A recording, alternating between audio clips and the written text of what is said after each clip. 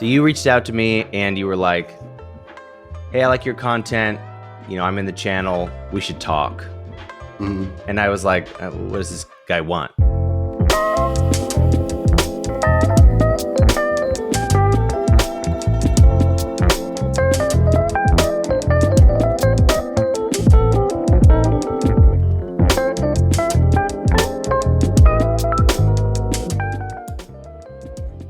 All right, Mr. Kevin Clune, thank you so much for being here, man. Welcome to the podcast. Yeah, thanks for having me. We met, it might be worth interesting to people. So we met through LinkedIn, if I have that right. And you sent me a DM. Do you remember this? Refresh me. So you reached out to me and you were like, hey, I like your content. I'm in the channel. We should talk. And I was like, what does this guy want? I'm like waiting for the pitch. So I was like, all right, but I'm an opportunist. I take meetings. So we took a meeting and you were basically like, yeah, my name's Kevin. I'd love to be helpful. Anything I can do to help you? And I'm like, maybe. What do you mean? And you're like, well, I think, more people should hear you. Let me fire off a few emails. And you got me like 3 podcast interviews. And I started writing on your site, MSP Growth Hacks. And you never asked me for anything. Does that sound familiar? Yeah, I play the long game. I just haven't cashed in on that one yet. But it's coming. Right. You're just slowly saving up. I know it's been a couple of years, but like that coupon never expires. Yeah. Just have to tell you that. It's gaining interest, if anything. Now you're like, okay, I need you to get me a meeting with the president in 10 years. Well, you know what though? You probably, I'm guessing I'm not the first, and I know for a fact I'm not the first person you've done that for, because I've heard other people say the same thing. So just for the viewers at home, we'll get into your background a little bit, but I think I just want to start here. Like, you're like this magical leprechaun to me in the channel. You're like dancing around, creating really helpful value for people. And it doesn't seem like you're really asking for much. Yeah. So explain a little bit to me about your philosophy and sort of like what you're doing right now. And then we'll go back and talk about how you got here. For sure. Yeah. And so thank you for that introduction. That's, you could say worse things about a man, I guess. But that really is the way that I look at everything, even outside of my work life, right? I do try to just be helpful. Sometimes it's, to my demise in the sense. Sometimes I regret those decisions. But ultimately, over the long tail, it doesn't usually prove out to be like there's more wins than losses there, right? And so, go ahead. What does regret look like in a situation like that? Like sticking your neck out for someone when you just don't know them well enough to do so, and maybe they prove to be somebody that you didn't know. So you have to have a pretty good judge of character, or at least a good judge of value. To me, it's like, that's what I look for in this capacity of like, does this person have a lot to give? And it's usually pretty easy to spot that, believe it or not. Like I could tell from you, just talking to you, seeing some stuff that you're doing. It's like, okay, this is probably the tip of the iceberg. He has legitimate experience. He knows how to communicate his ideas, and the ideas are actually of value, right? So that then and there, I think, is a recipe for like, okay, let's see what he has. Let's put him in a position to where now he can kind of communicate that to more people, because ultimately, guess what? That helps everybody, right? Like the more people that share their ideas, share their experience, we all learn from that. Like there's a lot of people that I pay attention to, that I learn from. There's a lot of books that I read. That's how I'm able to understand, like shape my view of the world and like the work that I do. There's value to that. But a lot of those people get stuck on the first floor and that's unfortunate. Yeah. And it's hard for them to reach sort of the masses. And we're all trying to still, right? I've been growing our audience for years, and like there's still a lot of room left to grow. Yeah. But just somebody to vouch can be such an accelerator for your authority in the space, right? Just for somebody else that somebody already knows to be like, yeah, this person, you should listen to this person, because that's one of the few ways to sort of cut through on that lower level where it seems like, not to sound too elitist, but on the low level, the introduction to people trying to become, let's say, influential, it's like it's very competitive. But then once you get out of that initial, like, you guys, somebody should listen to me because I'm helpful. Once you get past that initial sort of barrier of low trust, then it becomes much greener pastures, wouldn't you say? Absolutely. This is not a unique thing to our industry. And I actually I encourage MSPs that I talk to all the time to do this same thing in the industries that they're selling into, right? They're very comfortable looking inward in the industry that we have, that they are a part of. But once you try to now navigate someone else's industry, like, you need to be just as big of a part of that as you are of this industry, right? And that starts on that bottom floor. And you need to like throw these signals in the air and look for people that can help you. And it does. I mean, that's, my MSP, we specialized in one particular was like co-working industry when it was like red hot. WeWork model was created. Now suddenly everybody with commercial real estate space was trying to like knock off the model, and they all needed help setting up, supporting. These were like not really well staffed companies, right? There was like a community manager, whatever, and it was just chaos. So there was a huge opportunity in this. But the way that we got in that was actually via a phone provider that was selling into that same channel, right? It was like, and a consultant who was also selling into that channel, and an investor that was also selling into that channel.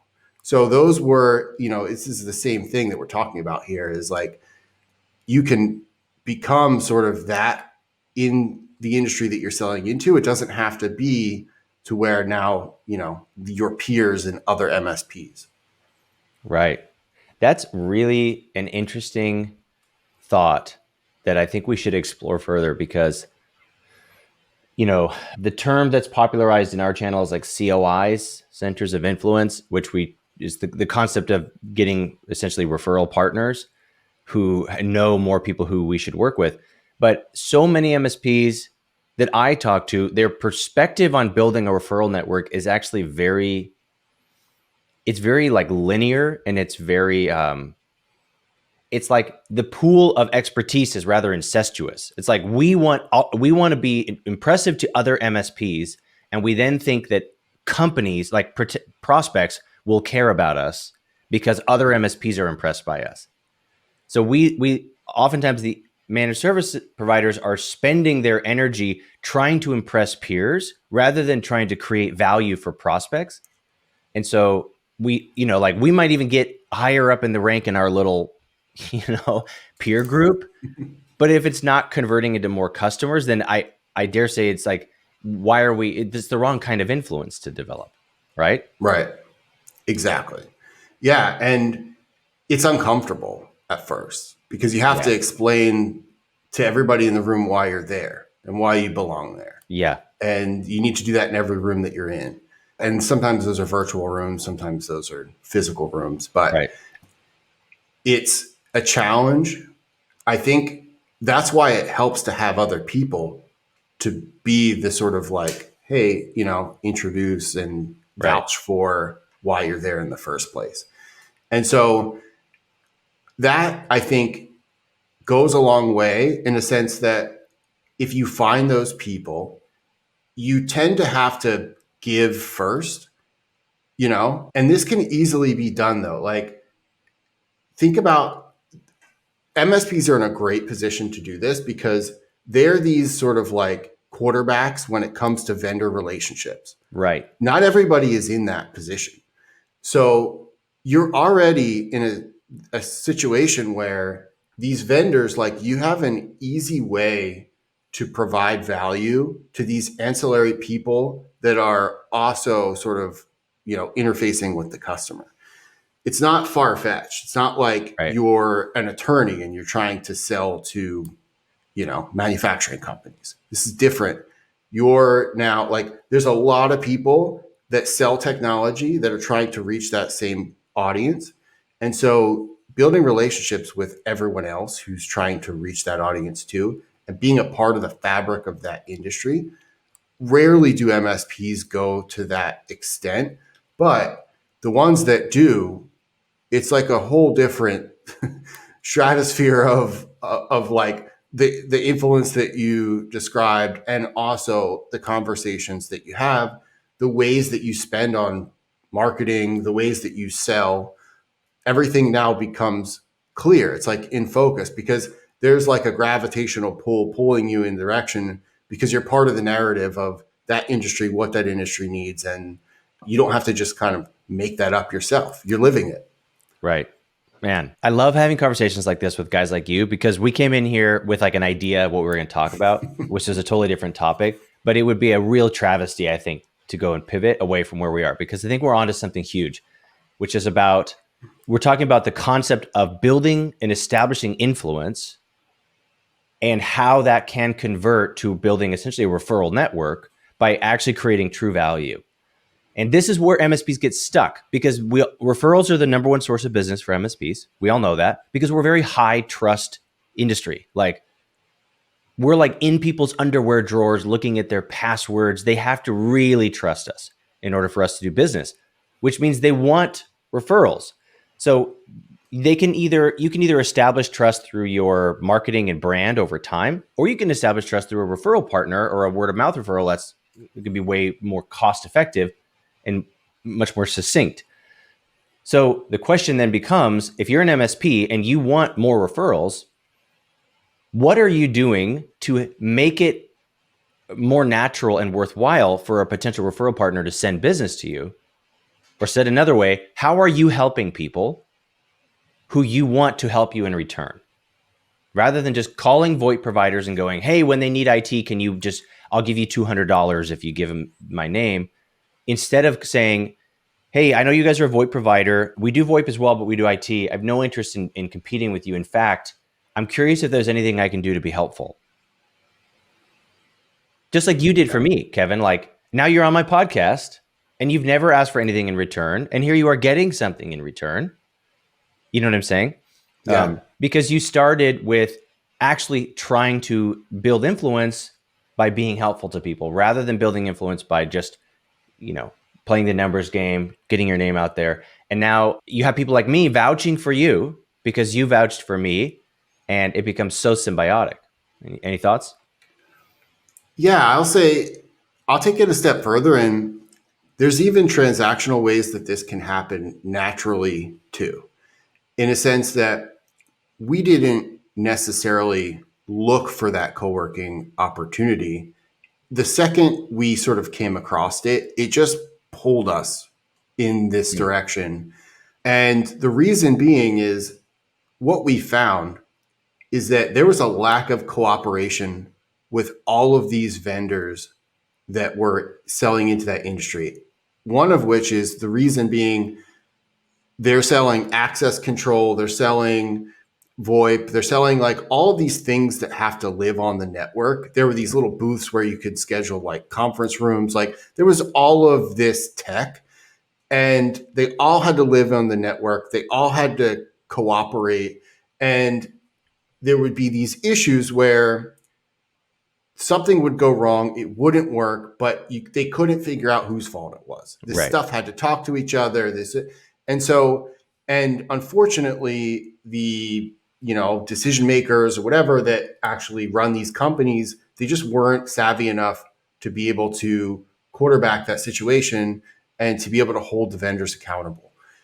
Now, for some vendors that aren't the cause of these problems, this is a huge value to have somebody to immediately just solve, right? So now you have somebody that can come in and say, nope, here's how it's going to go down. Here's what everybody needs. We'll make sure all this stuff works all the time. You don't have to worry about it anymore. And so those companies saw that, hey, this customer doesn't call me anymore wondering why this isn't working, even though we know it's that other thing is. And the reason being is because those guys now are part of the mix and they're the ones helping. So that's where a lot of the referral and that sort of pull comes from, is you go in, you sort of like solve one problem once, and then you think that you're only doing it for the customer, but you're not. You're doing it for Right. everybody that's involved in that sort of ecosystem, and that, there's transactions on every side. So that, I think, it sometimes those opportunities find you, and then sometimes you have to go looking for them. That's something you're great at, right? So if you, maybe I'll put it to you, it's like, if you were going to now go look for a situation like that I described, like, how would you Right. go about that?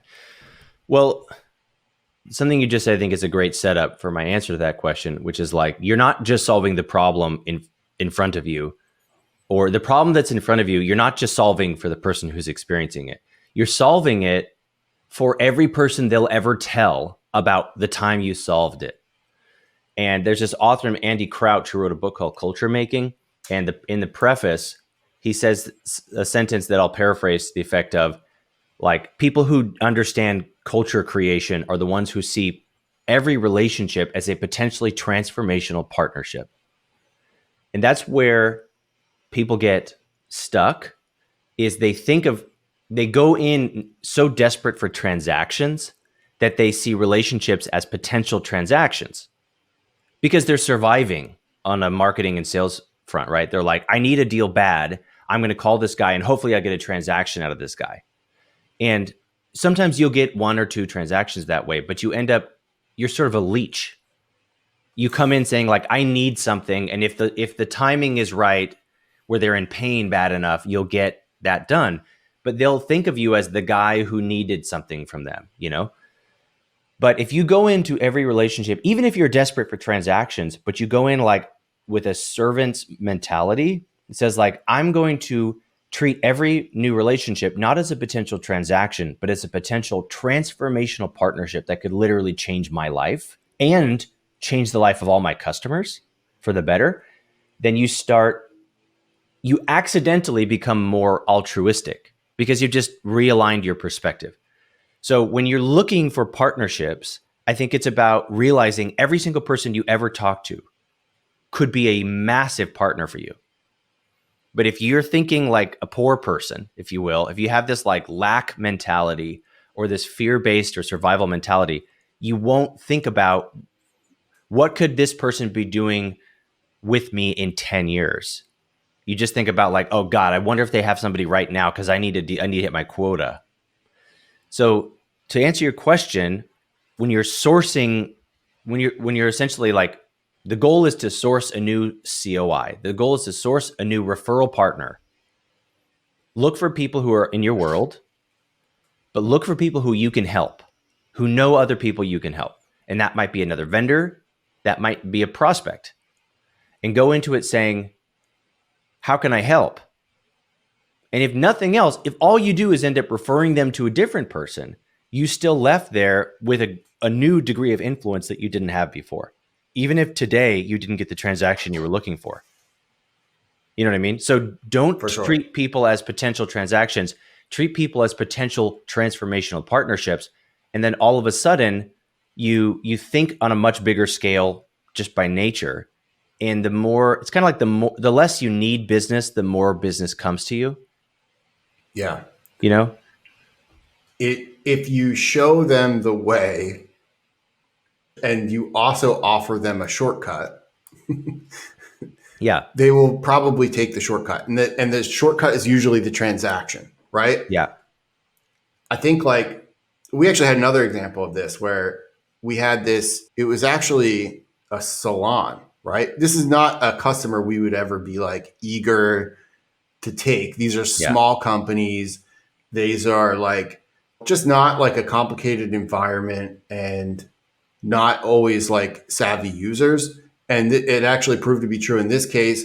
We got a call and it was just because literally like I think the receptionist was like browsing the internet on the server that was like hosting their whole, it was a booking platform that they had, like all the software that ran the business was on this server. And they were literally like browsing the internet using like some ridiculous like streaming radio service that was like not even real, just a nightmare situation. And so, to no one's surprise, they got obviously like the server just got bricked essentially and just hacked to oblivion. They're just a nightmare situation, right? Uh-huh. So, what we in that case, our value was actually not that salon, which we ended up helping them, but we actually chose not like we kind of give them a little bit of a break because they were in such a bad situation, and we chose like not to really even work with them going forward. But the software provider, the company that created the software, that was like a local software, what we ended up doing was we put it on like a, sort of like a virtual setup. We gave them thin clients. We totally re-engineered and changed the way that that company used the software.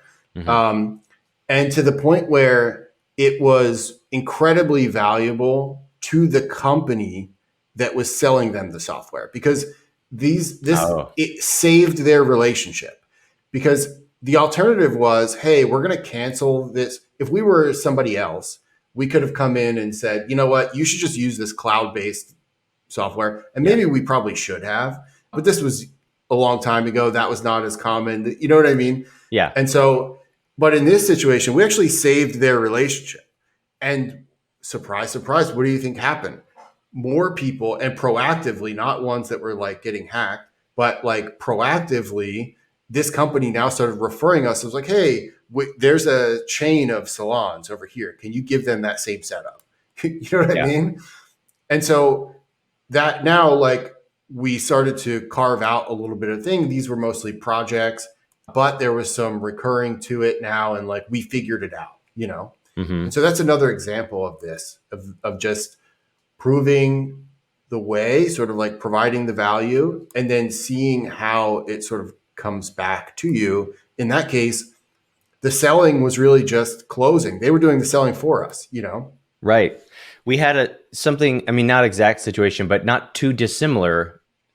There was a company who came to us who it was like a specific cloud-based application who had a data center partner that they're basically like reselling this, data center partner. So they weren't living in Right. AWS or whatever.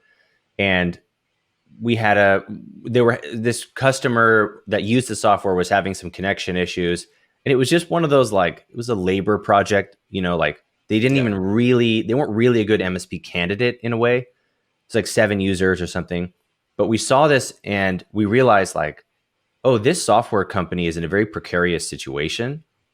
And we went in like, yeah, we can help. And so we did some stuff. We reconfigured the way that they accessed the software to be more secure, because it was all on these like very, very sort of shady RDP stuff, like this is not safe, but that's how they were doing it. So then the software vendor like knows who we are. And then that data center partner has like a 3-day outage, massive. And outage so bad that they're sending out emails like, hey, we don't know if we're going to get you your data back, to their Yeah. clients. Like, we don't even know if we can ever get it back. We're so effed. So we ended up this was in 2020, and I was doing like 2 to 5 grand a month in new cloud deals from just that software vendor, like bailing out clients and just sending clients to us fast. Wow. And I started doing, I don't know how much we did, but we probably did over $250,000 in ARR in cloud business, just from that position of just positioning ourselves to be helpful. But that wasn't really even in our model. Like, Right. and this is a point I'll make, and then I'm going to pass the mic back to you. But a lot of MSPs, especially when they start really operationalizing, they hit the like $1-2 million mark. They start getting like, okay, we got to be really, really strict about what we do, what we don't do. And that's the right approach usually. But it's crazy to me how many opportunities smack people in the face, but because they're not really in opportunity mode, they're sort of in like, how do I preserve myself mode, Yeah. or B, because it didn't come in the package that they predetermined was appropriate, they just simply chose to ignore it. You know what I mean? But it happens, dude. This happens all the time. Opportunities come up all the time.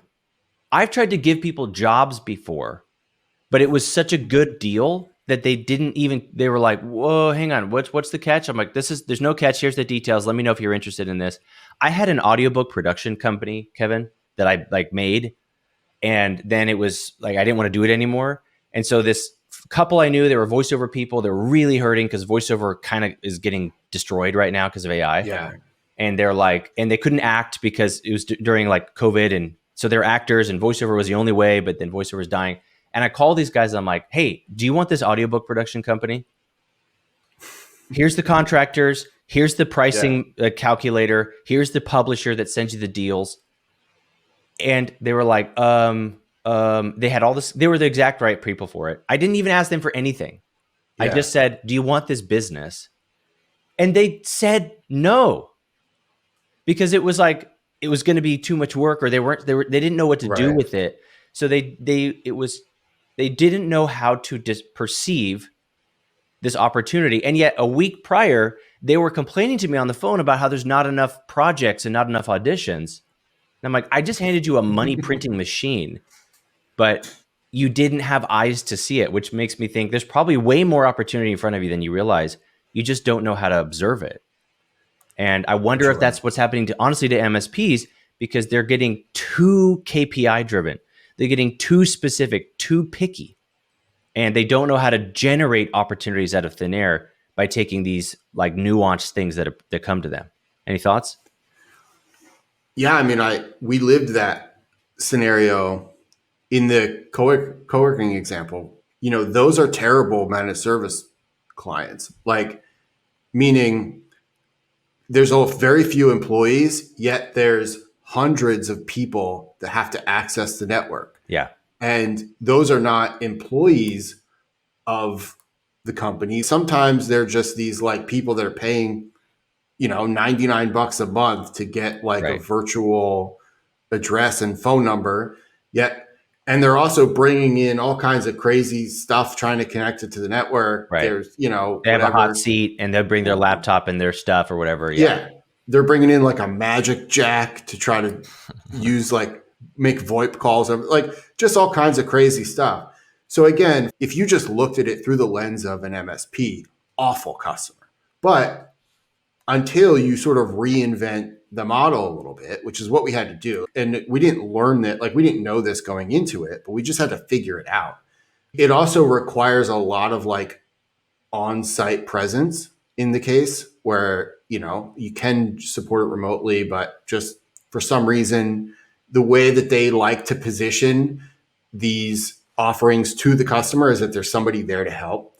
And so we had to come up with a formula where we were doing remote support. We had somebody that was rotating. A lot of these centers were in New York City. So we had somebody that was on our payroll that was rotating between these on a schedule. So they had office hours sort of.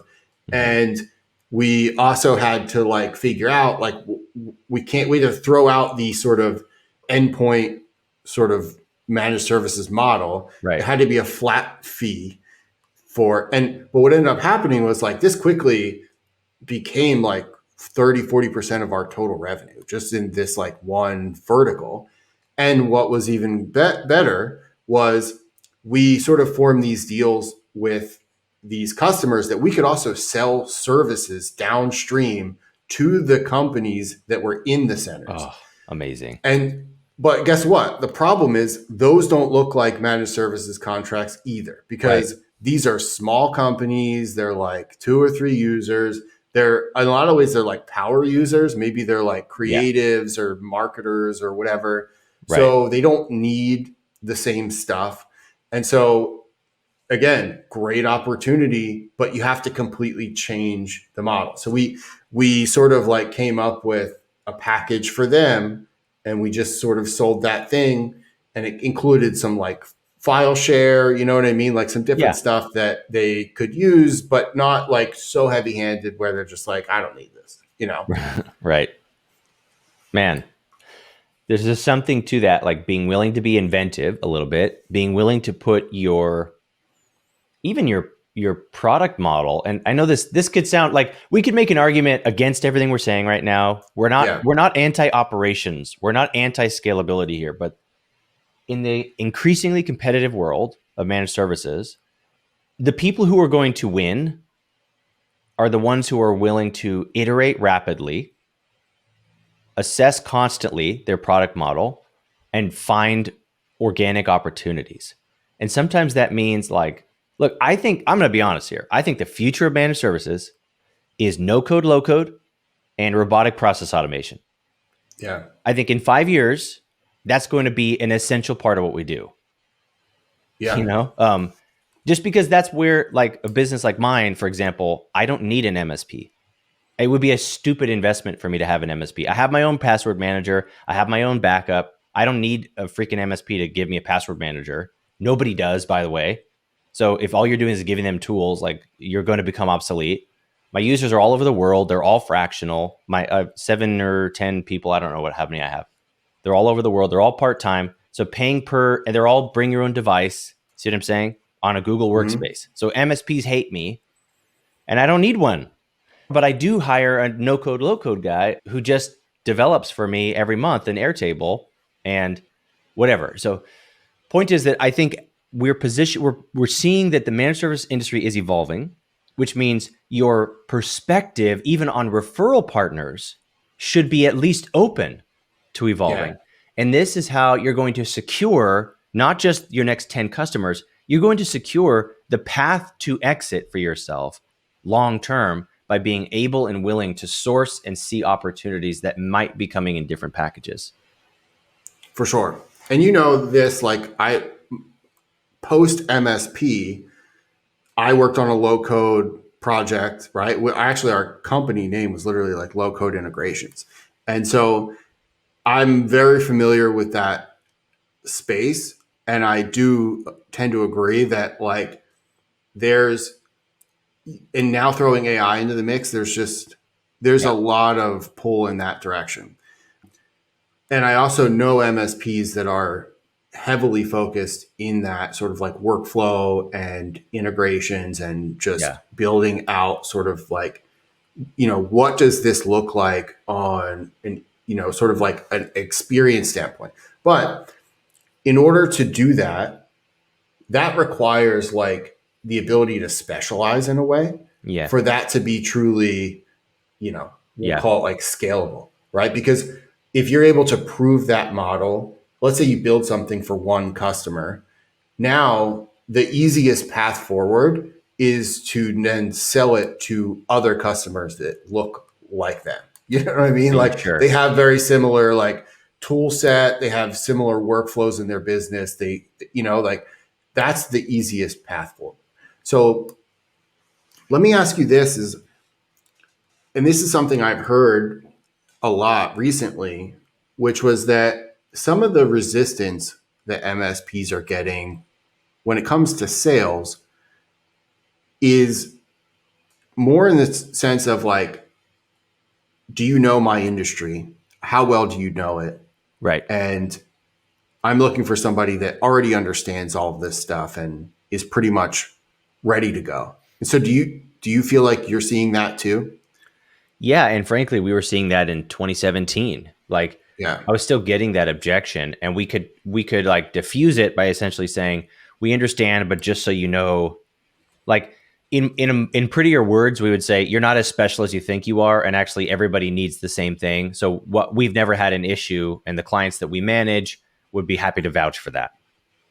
We basically just say, like, the thing you think you need, you don't really need. That's kind of was the default answer. And then the default answer, once we did verticalize more or less, was like, yeah, I have 20 clients in your industry. And once you've done that, then that kind of diffuses that objection as well. But my process for any objection is to always clarify, isolate, collaborate. So you start with like, okay, so you want, if a lawyer says, I only want to work with people who know my industry, who understand what I do in backwards and forwards, I would say stuff like, I'd be like, elaborate what you mean by that. Mm-hmm. What does me understanding your industry look like? Because I want to make sure I understand what exactly you're expecting of me. And then they're going to say stuff like, well, this software runs our whole business. You need to understand the dynamic that we have with our clients, and therefore understand that when we say this is urgent, we mean it. So basically, they want us to understand their client relationships and their vendor relationships, and perhaps any regulatory standards or compliance standards, right? Yeah. So, Which is probably why they value heavily an introduction from a vendor or right. a peer, right? It's right. And that's exactly where I'm going with this. Like, what does it mean for me to understand an industry? If you really break that down, we need to understand their client relationships, their vendor relationships, and their compliance needs. So go to those three prongs, and there's your three different ponds to fish in for building more COIs. Yeah. Like, look at the compliance stuff and figure out, like, okay, are there regulatory standards that I need to know? Are there certain hardware requirements? Are there then hardware vendors that I can go to that says, like, hey, are you doing any deals? Go to a server company. Like, we had a server guy who just did like custom refurb server builds, and people would be like, we need a big server. And then he'd be like, okay, do you want somebody who can help you like build it to spec, like based on what you need? And he would send us their information. And I did tons of business from that relationship, tons. Or who are their high profile clients? You know what I mean? Like, then Yeah. start looking those directions. So anyway, my point is, anytime I get an objection, I reverse it. That's the real answer to your question. I reverse it and be like, why are you asking me that? But yeah, if you want to verticalize as an MSP, then you can gain a lot of value from that. But you don't have to overthink those answers. If they go, I need to know somebody who knows the industry, you go, yeah, we've been supporting legal for 10 years. That's not an issue. And now they feel good. Or you say, actually, our superpower is that we don't specialize in your industry. Let me tell you why that matters. Because every industry is a silo, and there's a lot of things that legal does that are 10 years behind what medical does. And that's why you don't want somebody who's only a legal MSP. And that's what I would say if I wasn't verticalized. Yeah. It's interesting. I'm actually writing an article right now that's going out tomorrow, but it's about the difference between specialization and segmentation. Okay. Because from a marketing standpoint, the like talking to somebody directly, right? And understanding who they are, what they care about is highly important. It produces way better results from an Right. ROI standpoint from marketing. The rejection that I get a lot from MSPs, if I were to suggest that, and they are a generalist, as you described, is that, well, we don't specialize in anything. So therefore, I'm just going to talk to everybody at the same time. Mm-hmm. And so the point is, you don't have to specialize to segment. Like, Yeah. you can still use segmentation in sales, in marketing, whatever, without having to completely reinvent your business model to specialize it to a specific Yes. industry or whatever, right? Technology. And so, yeah, I think, like you said, do you feel like there is more pull when it comes to getting into an industry, like having those conversations versus being a generalist? And, you gave a really great rebuttal in that case to overcome that objection. But I think, what if I were to say, like, what's a trend? I would very much say that the trend is that they're looking for specialization. At the same time, we don't want to present specialization when we don't have it. So there's that component of Right. it. Segmentation can sometimes come off as presenting specialization, but it's not. It's just attention to detail, knowing who you're talking to, Right. and addressing them that way. And yeah, it's kind of a complicated topic, because I think there's actually personally some ethical ramifications of, sometimes we basically verticalize and we call that specializing, but like, we're Yeah. not actually anything more special for lawyers. We just want more lawyers, but there's Right. no real reason that they should work with us other than the fact that we've gotten other lawyers to work with us. But there's nothing we do that actually benefits a lawyer versus any other MSP. So I see your point. Like, specialization and verticalization, I think you could differentiate those things. Like, what makes you good for a lawyer? What makes you good for that, helpful for that vertical? You need to have an answer to that question if you're going to go out and start selling that promise. But yeah, I mean, we were not a verticalized MSP. I think segmentation is the perfect way to describing it. We didn't do everything for everybody. That's how we started. It was like, hey, and if it has a plug, we can manage it for anybody. But something for everybody is the same thing as something for nobody in our industry. Like nobody gives a shit about you. If you are telling everybody you can do anything for them, you're not going to cut through the noise. But you can segment, and Feel Good, we call this narrative tunneling. Like there's no reason you couldn't have 5 landing pages for 5 different verticals with 5 different outbound prospecting sequences that have copy that have been written specifically for those industries. And none of them are dishonest. None of them say, we only help manufacturers. It says, this is how we help manufacturers achieve this result and avoid this problem. And then they go to that landing page and it says, the option for manufacturers, click here to find out more. And then we do another one for medical supply companies using their outcomes and pains. And now you've got different segments. You have different lead streams that are more attractive because they're more tailor-made to your audience and what the audience wants to hear and needs to hear and what is important to them in looking for a partner. That absolutely ties into even the whole concept of, we're talking about I think the topic of this interview, Kevin, is influence. Yeah. And you can have referral partners or centers of influence, but in reality, if you're trying to get more customers, then you're trying to increase your influence. And if you don't know how to get more customers, then maybe you need to pivot your approach here and say, how do I increase my influence? And the way you become more influential is by being more helpful and more present. Yeah. Agreed? For sure. Absolutely. So, and more relatable. I'll put that in there as well. More relatable, more helpful. I mean, it goes all the way back to the Carnegie stuff. How to friends and influence people is a great starting point, but FYI, that book is 90 years old. So, it doesn't hold up 100%, right? Like not everything is the same from back in the day. But look, if you're struggling, if you're going through these motions, if you have the sales and marketing cadences, you're doing the articles and all that stuff, but you're not seeing results, then I think what we need to do is zoom out for a second, take 3 or 4 deep breaths, and ask yourself, is what I'm doing helping people, or is it just telling them that I exist? Or do the people know that I wrote it for them? Yes. And I think elaborate.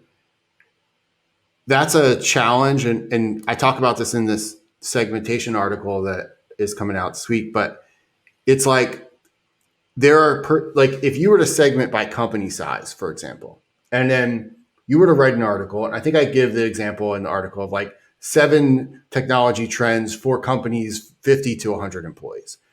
It's like, okay, that's me sort of segmenting my audience, speaking directly to that segment. But somebody reading that headline will not immediately relate to that, even if it's 100% true and relates to them. Mm-hmm. And so, if you were to approach that segment and say, in your example of the legal industry, 7 technology trends for companies in the legal industry, now, because of the way that they see themselves, they would immediately be more likely to react, right? Click on that article, read it, whatever.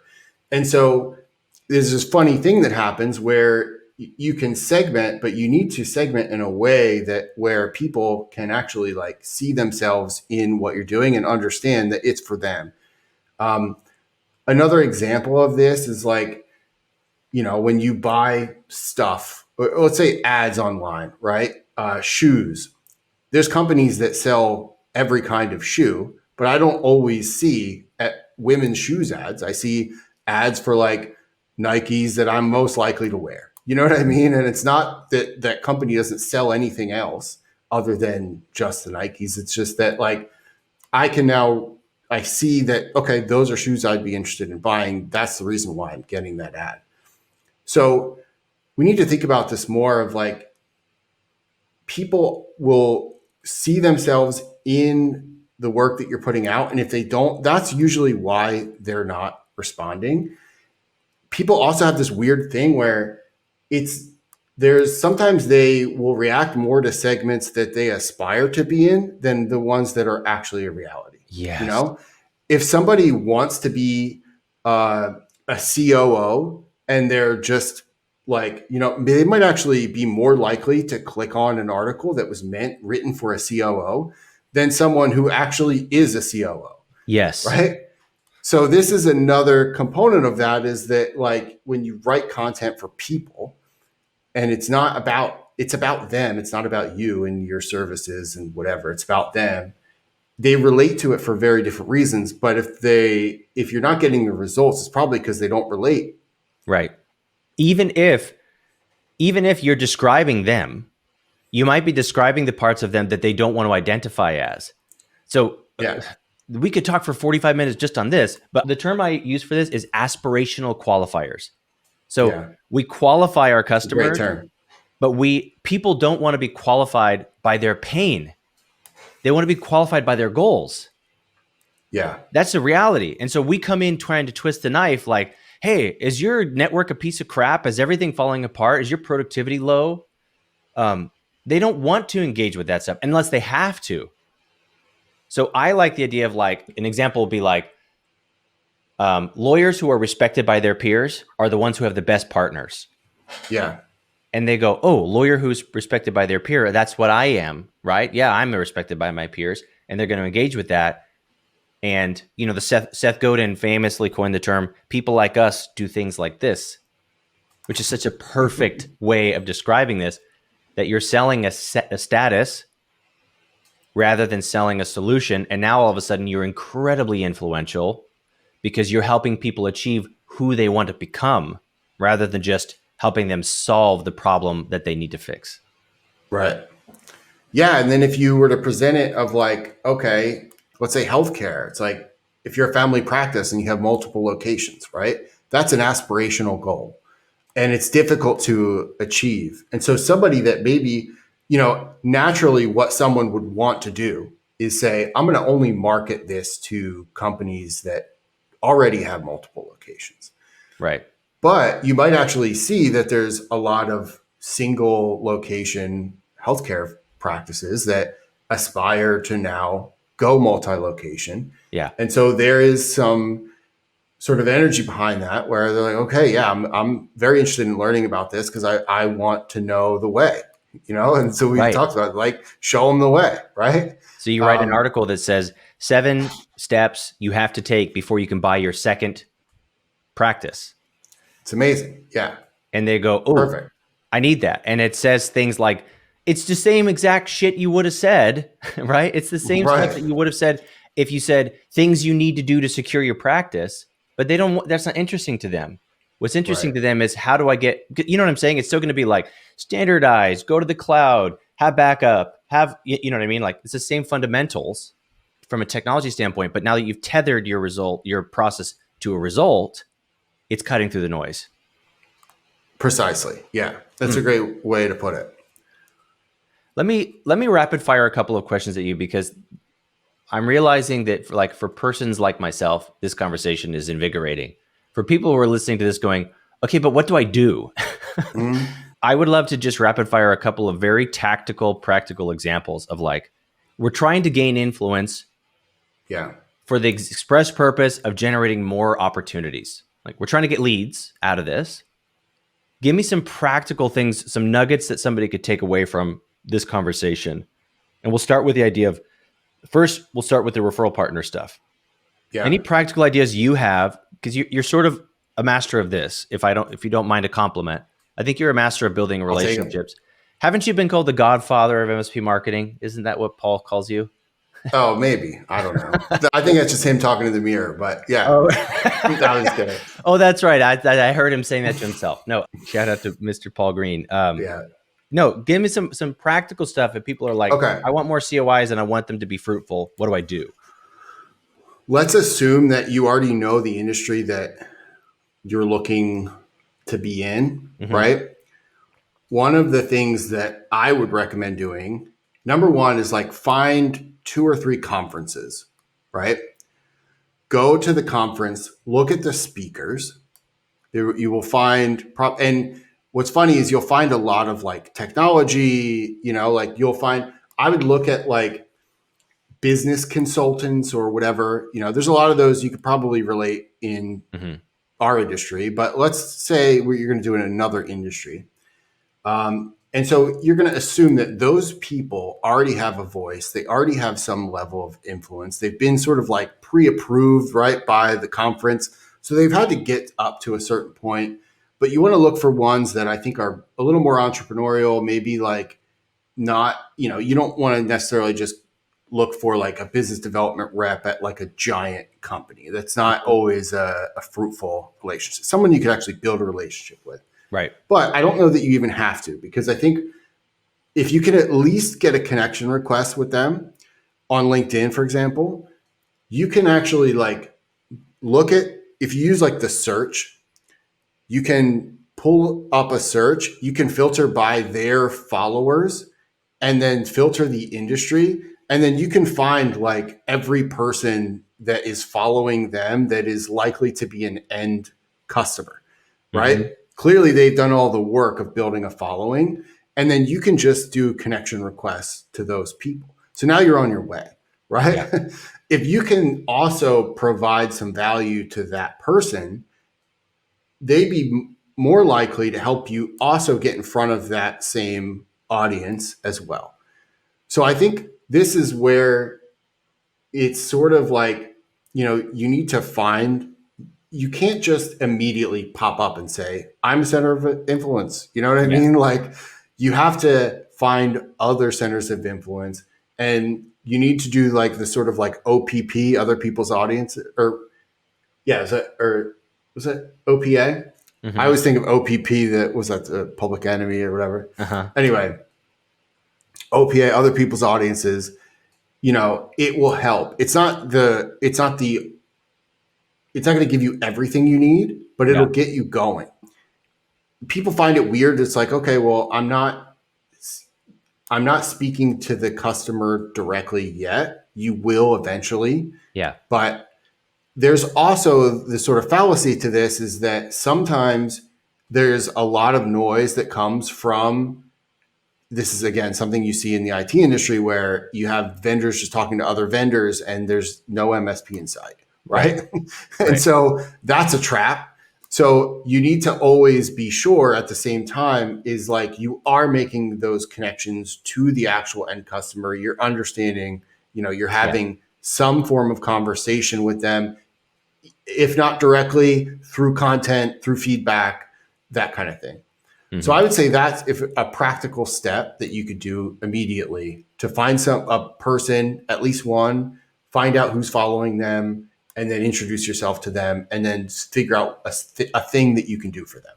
So great. And I'm just going to add on to this that I wouldn't consider myself massively influential, but let me just say this. Many vendors reach out to me and then form really great partnerships. But many of them reach out to me and I never respond to them.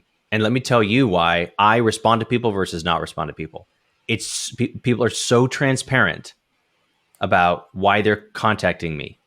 And if they're contacting me because they're basically saying, hey, here's, in a bunch of words, they're like, here's my product. I really want to sell it to your audience. I get that all the friggin' time. Yeah. But sometimes people contact me and they go, hey, I actually think I might be able to help you. Or is there anything I can do for you? We're in the same channel. Anything I could do to help? And those people end up, maybe they make courses for me. Maybe I interview them. Maybe they interview me. Maybe there's some project or some introduction thing that we'll do. And I have one cyber vendor who I end up bringing them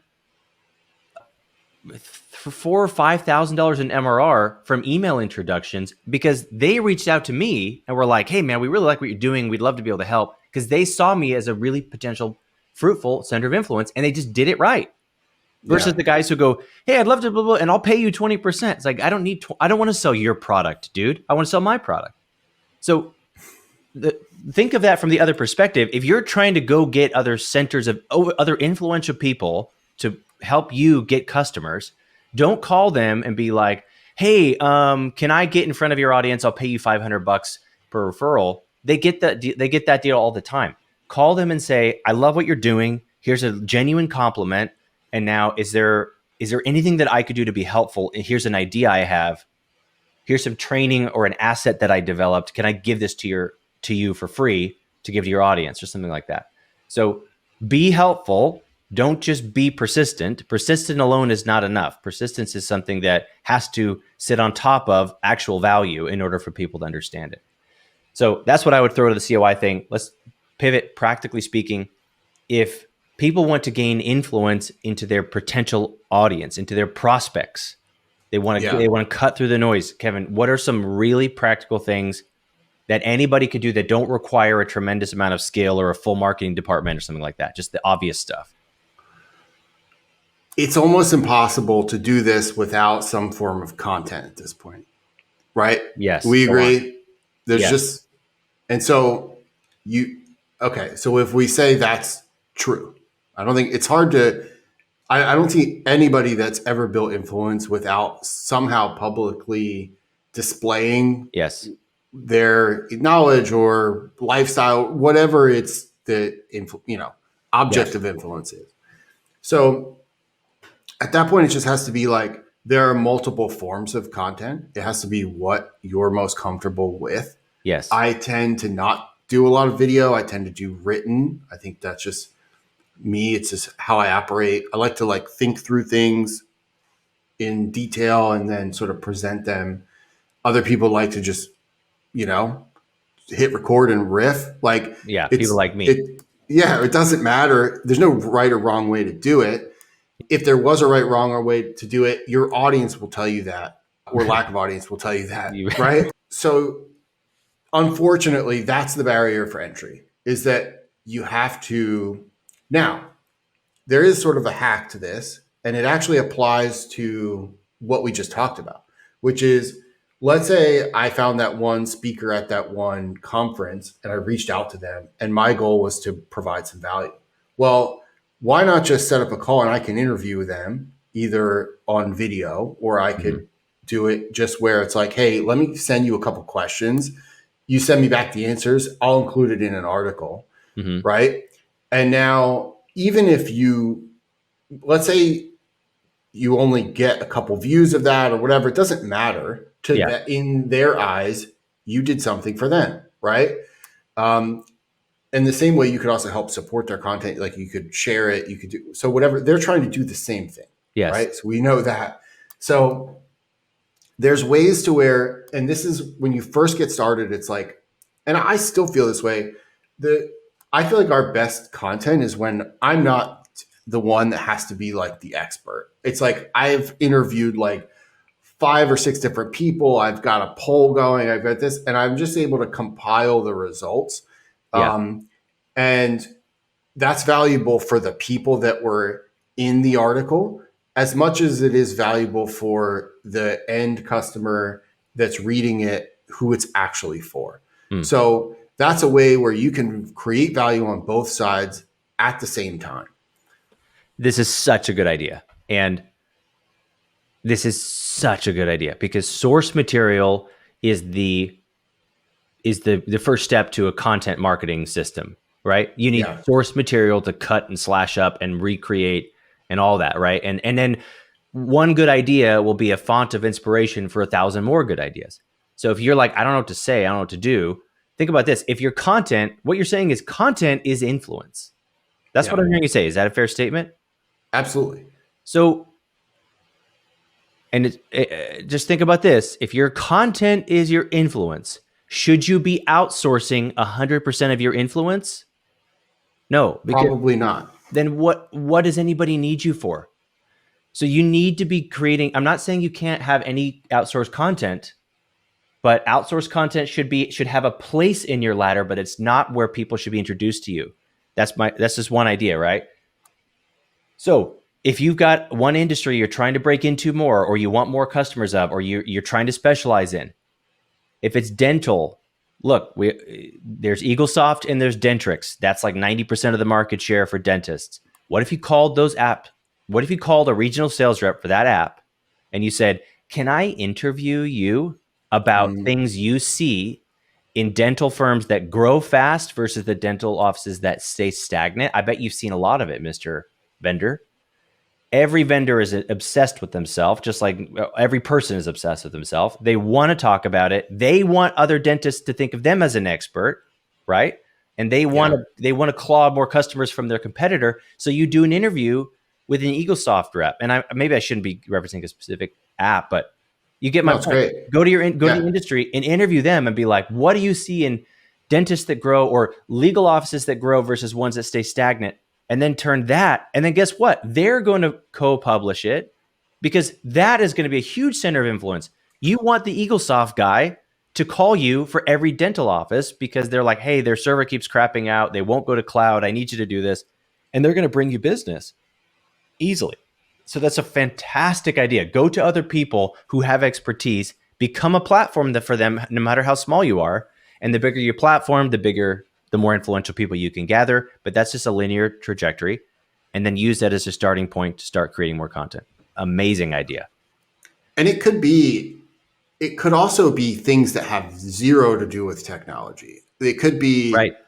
a fractional CFO that sells into the dental industry. Yes. It could be, and then, you could present it because, again, there's this thing with technology where sometimes it just gets in the way. Everybody has their own ideas and everybody thinks they're an expert, yet it's such a vast concept that like nobody's truly an expert because there's always somebody that knows more or just knows and understands it differently. Yeah. Whereas if you put yourself into a situation where like you're now trying to learn other aspects of that industry and present them alongside of some technology expertise, imagine a specialized MSP in, so let's say dental industry, because we're going down that path, and then a fractional CFO in that same industry. What could the two of them talk about? Well, we could talk about budgeting for technology. We could talk about, like you could go down the rabbit hole of all the stuff where that sort of overlaps, where you can lean on them to create a lot of the value. And then you could just sort of like lend a little bit of detail from your end, And what you get out of that too is like you get this sort of authority to sign off on it, and you get to co-promote it, you get that whole thing. And even if they're not as actively sharing it, then this, that, whatever, it's fine, somebody else will. And over time, you can also, if this is working, you can distribute it. Like you could do paid distribution of your posts. You could do so there's so many different ways once you bank this stuff, right, to use it. It doesn't have to be just like, oh, we did it once, it got a couple impressions and now we're moving on. It's like you're banking all of this, and now there's tons of ways to use it over time to where you're getting more value from it. It's so good, man. I've kept you for so long, and I appreciate you staying so long on this call with me. I'm sure we have. There's a lot of ways that you can help MSPs, and this is one of the magical things about you. Actually, is that you maybe even to a fault, you never ask. Like you never ask of anything of people, but you're just giving. So if people haven't yet come across you, they don't know what you're doing or where you are, help the MSPs out who are listening. Where can they find you, and what do you have that's available to them that might be helpful on the journey?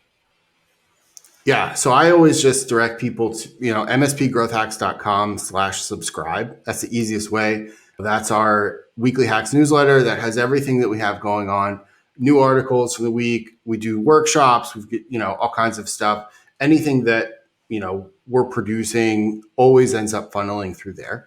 So that's the easiest way to kind of like keep in tune with like what we have happening. For the most part, that's what I offer to people, right? Mm-hmm. And I would say like I do have some level of like programs for MSPs. A lot of this sort of evolves. So based on, we do like accelerators, for example, sometimes where it's like a short-term thing, it's all at once, and then it's over, right? So we don't have any sort of like ongoing services necessarily where I'm just like, oh yeah, I'm selling this all the time. Mm-hmm. But if you're part of that newsletter, you'll get to see like first dibs on like kind of anything that we have going on. If you want to be a part of it, that's the best way to tune in. And I'm just going to shout out. I mean, I have to say this, that there's a lot of newsletters out there. I mean, newsletters are, from a marketing perspective, they're designed to sell stuff to people. That is not necessarily the case with Kevin's. Kevin has a newsletter and he's very vigilant about this, that it's legitimately helpful or it doesn't go out. Right. And I sometimes, to a fault, like I'll just be like, yeah. And so it's funny, I called it Weekly Hacks. We've been sending the same newsletter for 5 years. I called it Weekly Hacks because that was my way of dedicating myself to doing it and making sure that it gets out on a weekly basis, because it can't be called Weekly Hacks if it doesn't. But the sort of like secret is some weeks we don't send it. And it's frankly because I'm just like, you know what, we don't have enough to say, and I'm not just going to send it just to send it. So it's just like, I'd much rather hold it and be like, yeah, all right, taking the week off, giving everybody a break. And we all know, we all know you've got 250 of these banked. You could put them all into ChatGPT and be like, write me some garbage to put out this week that feels new. And we all know you could just crank out content. You're kind of you write 1,000-word articles every week, you know, but you don't. That's my point. So I just wanted to give that shout out, that especially if you're like, look, marketing is important to me, but I don't really have the skills, or I'm not a marketer. Listen, you could be. You need people like Kevin in your life. So I highly recommend. I'm going to put that link in the show notes. Any closing thoughts for the audience, Kevin? No, I appreciate having me on, doing this. I love conversations like this. Where it started was not where it went, but I think where it went to the right place. Kevin, thank you so much for being here, man. And you stayed way longer than I told you would have to. But thanks again, and can't wait to have you on the next thing. All right, man. Appreciate it.